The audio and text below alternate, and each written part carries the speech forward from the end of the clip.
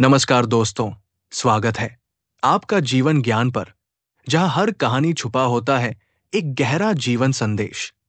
अगर आप जीवन की सच्चाई, प्रेरणा और आत्मचिंतन को महसूस करना चाहते हैं, तो इस चैनल को अभी लाइक, सब्सक्राइब और शेयर जरूर करें। चलिए, आज की इस बेहद खास और भावनात्मक कहानी की ओर बढ़ते हैं। धूप धीरे धीरे महल के झरोखों से भीतर आ रही थी। सभा लगी थी हस्तिनापुर में।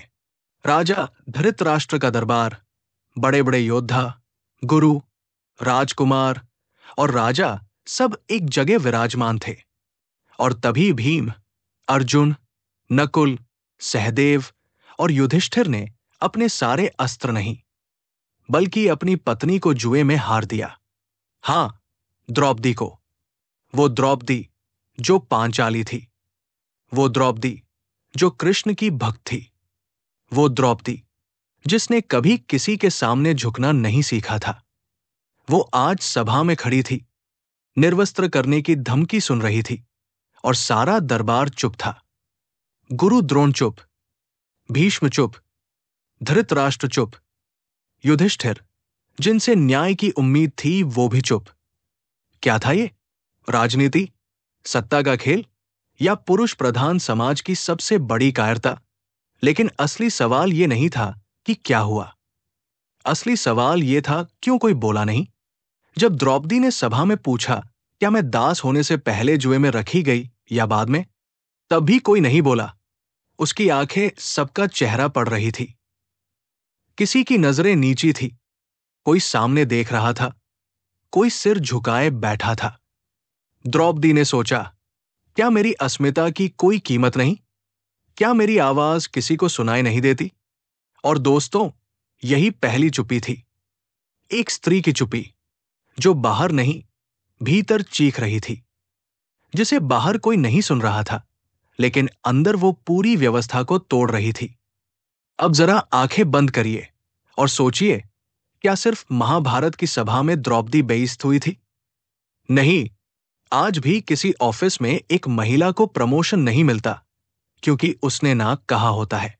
आज भी एक लड़की स्कूल में बोलती है कि टीचर उसे गलत तरीके से देखता है, तो प्रिंसिपल कहता है चुप रहो, इज्जत चली जाएगी। आज भी सड़क पर किसी लड़की का दुपट्टा खींचा जाता है और लोग सिर्फ वीडियो बनाते हैं।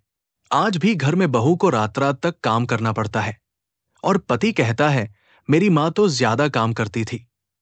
और आज भी हर बार द्रौपदी की तरह स्त्रियां चुप रहती है या उन्हें चुप करा दिया जाता है। हम सबको याद है, कृष्ण ने द्रौपदी की लाज बचाई थी। लेकिन क्या आपने कभी सोचा वो कब आए थे? जब उसका आर्तनाद आकाश को फाड़ रहा था, जब उसके सारे पति सिर झुकाए बैठे थे, जब पूरे दरबार में कोई नहीं बोला, तब। तो क्या न्याय की प्रतीक्षा हमेशा देर से ही होती है? क्या हमें तब तक चुप रहना चाहिए? नहीं, द्रौपदी की चुप्पी केवल उसका दर्द नहीं थी, वो एक संदेश थी कि कभी कभी खुद बोलना पड़ता है, तब जाकर कृष्ण आते हैं।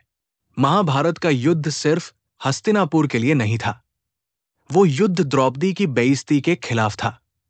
उस चुप्पी की कीमत 18 दिनों का युद्ध बनी। कोटि कोटि लोग मरे, औरतें विधवा हुई, राज्य उजड़े। लेकिन क्या आप जानते हैं, द्रौपदी ने उस दिन के बाद कभी डर के सामने सिर नहीं झुकाया, क्योंकि उसने समझ लिया था, चुप रहने से अन्याय खत्म नहीं होता, बल्कि चुप्पी ही अन्याय की ताकत बन जाती है। आज की द्रौपदी कौन है? वो लड़की जो रेप के बाद भी केस लड़ती है, वो महिला जो तलाक के बाद भी मुस्कुराना नहीं छोड़ती, वो माँ जो अकेले बच्चों को पालती है। आज की द्रौपदी शांति नहीं चाहती, वो सम्मान चाहती है। वो जानती है कि कृष्ण आएंगे, लेकिन उससे पहले उसे खुद आवाज उठानी होगी। और तुम जो सुन रहे हो ये कहानी, तुम भी तय करो कि अगली बार किसी द्रौपदी को अपमानित किया जाए तो तुम भी चुप नहीं रहोगे। तो दोस्तों, ये थी आज की कहानी, द्रौपदी की चुप्पी, जब एक स्त्री को मंच पर बेइज्जत किया गया और सभी चुप थे। क्या आज भी महिलाएं न्याय की प्रतीक्षा में हैं? हाँ, लेकिन अब वो इंतजार नहीं करेंगी। अब वो बोलेंगी, लड़ेंगी और जीतेंगी। अगर आपको ये कहानी दिल से महसूस हुई, तो प्लीज इसे लाइक करें, अपनी राय कमेंट में जरूर दें और ऐसी ही सच्ची, प्रेरणादायक और भावनात्मक कहानियों के लिए जीवन ज्ञान को सब्सक्राइब करें। मिलते हैं अगली कहानी में। तब तक याद रखिए, आपकी चुप्पी किसी की हार हो सकती है और आपकी आवाज किसी की जीत। धन्यवाद।